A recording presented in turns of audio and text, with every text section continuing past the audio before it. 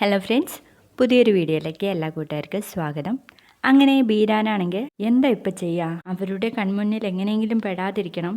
അതിനിപ്പോൾ എന്താ ഒരു വഴി? കിച്ചണിലോട്ട് പോവാന്ന് പറഞ്ഞിട്ട് അങ്ങോട്ട് പോവാണ്. എന്നിട്ട് അവിടെ ഉള്ളവരോട് പറയും, നിങ്ങളെ കാര്യങ്ങൾ കുറച്ചുകൂടെ ഫാസ്റ്റ് ആക്കണം, എങ്കിലേ കല്യാണം കഴിഞ്ഞ് സദ്യ വിളമ്പാൻ ഒക്കൂ എന്ന് പറയുമ്പോൾ ഒരാൾ പറയുന്നുണ്ട്, ബീരാനെ അതിന് പേടിക്കേണ്ട കാര്യമൊന്നുമില്ല, ഞങ്ങൾ കൃത്യസമയത്ത് വിളമ്പിക്കോളാന്ന്. പിന്നീട് കാണിക്കുന്ന ബീരാന സാമ്പാറൊക്കെ വിളമ്പാൻ വേണ്ടിയിട്ട് പോകുന്നുണ്ട്. ആ സമയത്തായിരിക്കും കേട്ടോ രവിയും ചന്ദ്രയൊക്കെ ചോറ് തിന്നുന്നേ. അപ്പൊ തന്നെ സാമ്പാറിന്റെ ആ ഒരു ബക്കറ്റ് മറ്റൊരാളെ ഏൽപ്പിച്ച് മാറി നിൽക്കാൻ കേട്ടോ. ഇങ്ങനെ പോയാൽ എങ്ങനെ ശരിയാവും? ഞാനിവിടെ വേണ്ട ആളല്ലേ? എന്റെ പെങ്ങടെ മോളുടെ കല്യാണം നടക്കുമ്പോൾ ഞാനിവിടെ വേണ്ടേ? എന്തായാലും അവളെ ഒന്ന് വിളിക്കാന്ന് പറഞ്ഞിട്ട് നമ്മുടെ ശ്രുതിയെ വിളിക്കാണ്. ശ്രുതി ആണെങ്കിൽ മാളുവിനെ ഒരുക്കിക്കൊണ്ടിരിക്കുകയാണ് കേട്ടോ. ആദ്യമൊന്നും ബീരാന്റെ ഫോൺ വന്നിട്ട് എടുക്കുന്നില്ല.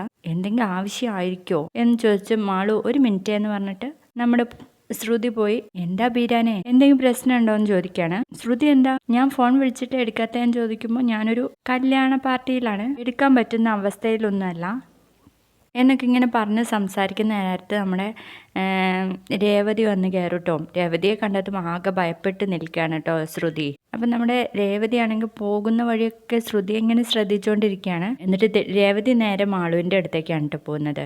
അന്നേരം ശ്രുതി വീണ്ടും സംസാരിക്കുകയാണ് ബീരാനോട്. അപ്പോൾ ബീരാൻ പറയും, ഏത് കല്യാണ മണ്ഡപത്തിലാണ് നീ ഉള്ളതെന്ന്? ഞാൻ ശ്രീധന്യയില്, ഞാനും ആ കല്യാണ മണ്ഡപത്തിൽ ഉണ്ട് എന്ന് പറയുമ്പോൾ ആകെ ഞെട്ടിപ്പോവാണ് ശ്രുതി. പിന്നീട് ശ്രുതി ബീരാനെ കാണാനുള്ള ആ ഒരു തത്രപ്പാടിലാണ് കേട്ടോ. അങ്ങനെ നടക്കുന്ന നേരത്ത് വർഷ ചോദിക്കും, എന്താ ചേച്ചിക്കൊരു പേടി പോലെ?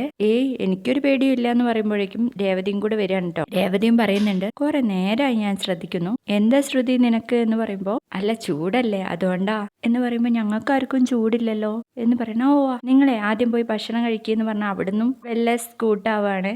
എന്നിട്ട് ബീരാനെ പോയി കാണുന്നു. അപ്പൊ ബീരാൻ പറയുന്നുണ്ട് കേട്ടോ, എന്റെ പെങ്ങടെ മോളെ കല്യാണത്തിന് എനിക്കങ്ങനെ മാറി നിൽക്കാനൊന്നും പറ്റത്തില്ല. എൻ്റെ ബീരാനെ ഞാൻ കാല് പിടിക്കുക, നിങ്ങൾ ഇവിടെ നിന്നൊന്നും മാറിത്താ എന്നൊക്കെ പറയുമ്പോൾ, നീ എന്താ ശ്രുതി പറയുന്നേ? എനിക്കതിനൊന്നും പറ്റത്തില്ല എന്ന് പറഞ്ഞിട്ട് കാലിൽ നിന്ന് എണീക്കാൻ വേണ്ടിയിട്ട് പറയും. അതൊന്നും നടക്കത്തില്ല എന്ന് പറയുമ്പോൾ ഷോ എന്ന് പറയാൻ കേട്ടോ ശ്രുതി. പിന്നീട് കാണിക്കുന്നത് ചന്ദ്രയുടെ ഫോട്ടോ എടുക്കാണ് നമ്മുടെ വർഷ. അപ്പൊ വലിയ ഡയലോഗാണ് കേട്ടോ, എന്നെ ഒരുപാട് പേര് ഫോട്ടോ എടുക്കാൻ വേണ്ടിയിട്ട് വിളിച്ചു, പക്ഷെ ഞാൻ പോയില്ല, നീ പിന്നെ എൻ്റെ മരുമോളാണല്ലോ, നീ എത്ര വേണമെങ്കിലും ഫോട്ടോ എടുത്തോ എന്നൊക്കെ പറയുമ്പോൾ നമ്മുടെ വർഷം ഇങ്ങനെ ഫോട്ടോ എടുത്തോണ്ടിരിക്കുക. ആ സമയത്ത് ശ്രുതി അവിടുന്നോ ഓടി വരുന്നുണ്ട്. അങ്ങനെ ശ്രുതിയെ പിടിച്ചും ചന്ദ്ര ഒരു ഫോട്ടോ എടുപ്പിക്കുന്നുണ്ട്. അപ്പോഴും ഇങ്ങനെ പരിഭ്രമത്തിലാണ് കേട്ടോ ശ്രുതി നിൽക്കുന്നത്.